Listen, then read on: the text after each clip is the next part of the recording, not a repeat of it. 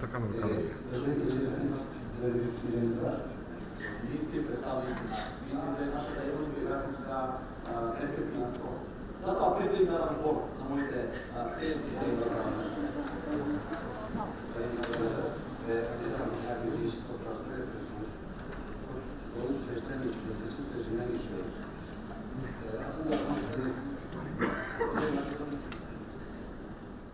Благодарам многу, почитувам председателе на Институтот за стратегија и развој, почитувани деловни луѓе, представници на граѓанските организации, почитувани гости, представници на дипломатската заедница во државата овде присутни. Прво дозволете да се извинам заради тоа што навистина е динамичен периодот, специфичен е при финишот на вториот круг на претседателските избори во нашата земја. Денските активности се многу набиена, а интересот на новинарите го гледате на секаде се повеќе присутен. Секако тоа не е оправдание, но секогаш се трудам и јас и представниците на владата да бидеме присутни на вакви форуми, заради тоа што навистина интеграцијските процеси во нашата земја имат смисла ако тоа вроди резултат за одлични квалитативи кои што ги почувствуваат овде граѓаните, бизнис заедницата, економијата севкупно во државата, квалитетот на живење во нашето општество и слично. Дозволете ми на почетокот да ве поздравам во мое име и во име на владата на Република Северна Македонија и да ви посакам секако денеска успешна и инспиративна дебата на темата економските предизвици и ефекти од евроатлантските интеграции. Република Северна Македонија измина една значајна делница од утврдениот пат за остварување на стратешките интереси. На 6 февруари оваа година го потпишавме протоколот за пристапување во полноправно членство во НАТО во седиштето на Алијансата во Брисел. Оваа историска одредница за нашата земја ја постигнавме со вложување на повеќе генерации, кои не подклекна и напорно работеа да реализираме оваа наша визија и стратешка цел, да станеме дел од евроатлантското семејство. Остварувањето на оваа наша цел има уште поголема суштина и заради неподелената поддршка на сите земји членки на НАТО, колку што може побрзо да ја прифатат Република Северна Македонија како полноправна членка, како доверлив и достоинствен партнер на најмокниот воено-безбедносен сојуз на светот. Тоа дополнително ги отвара хоризонтите за поголема предвидливост и јасна иднина за нашиот политички и економски прогрес. Како идна 30-та земја членка, сакаме да обезбедиме свој придонес за понатамошно обликување на Западен Балкан во мирен, просперитетен и демократски регион, како и да дадеме сериозен придонес во мирот, стабилноста и безбедноста на цела југоисточна Европа. Единствениот начин малите земји да влијаат врз политиките и одлучувањето на глобално ниво е да станат партнери преку интеграциите во наднационалните организации. Со зачленувањето во НАТО и во Европската Унија, во принципот на еднакви меѓу еднаквите и принципот на солидарност, ние имаме можност за влијание и еднакво право во носењето на одлуките во овие организации.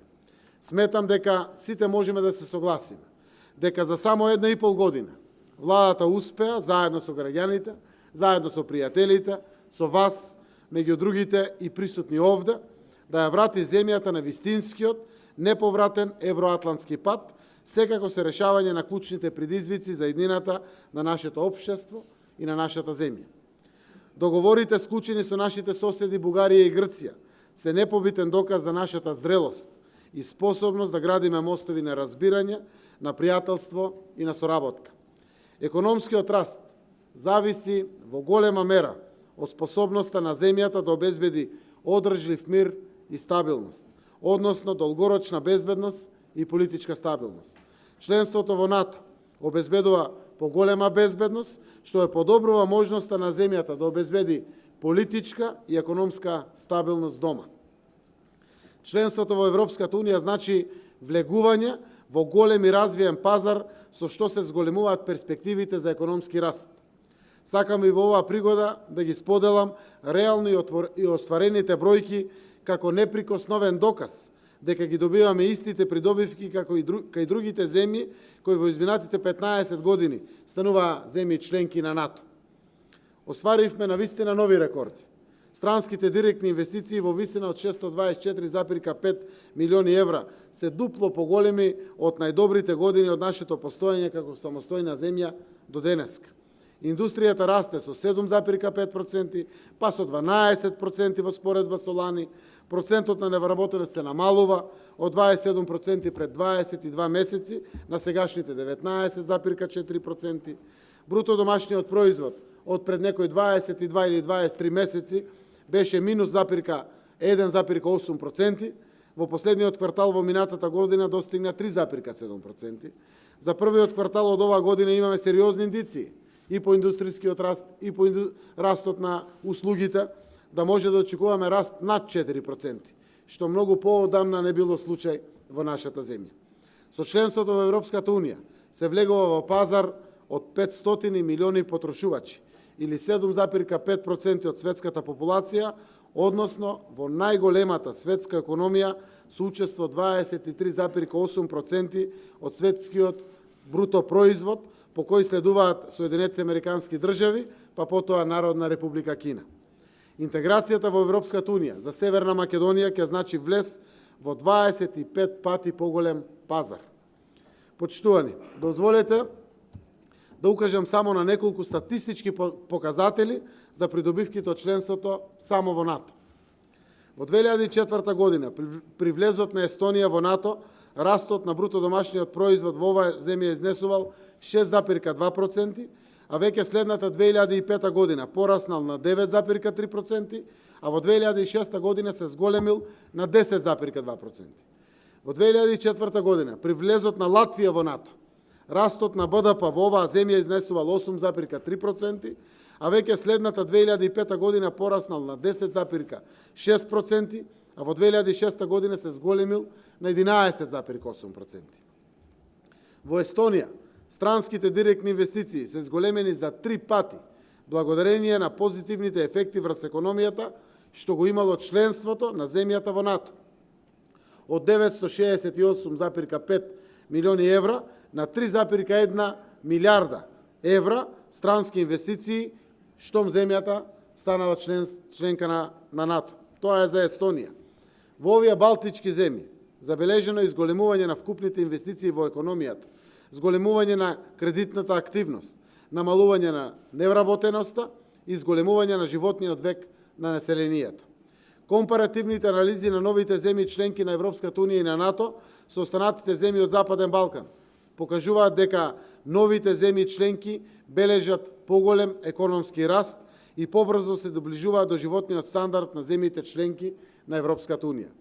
Новите земји членки имаат поголем пораст на продуктивноста на трудот, а деловната клима е поповолна во новите земји членки споредено со просекот од другите земји од Западен Балкан. Кај земјите членки на Европската Унија и НАТО, кои членството го остварија од 2004 година наваму, забележан е побрз напредок во структурните реформи за развој на приватниот сектор, а Европската Унија, како најголем трговски партнер, придонесува за енормно побрз раст на извозот на новите земји членки во споредба со земјите од Западен Балкан.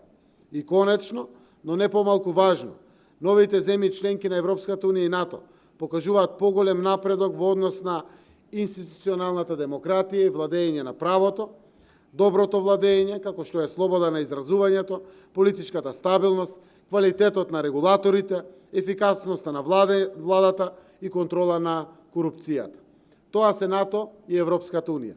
Евроатлантските интеграцијски процеси носат охрабрување, тие носат стабилност, безбедност, која што дефинитивно дава и позитивни резултати.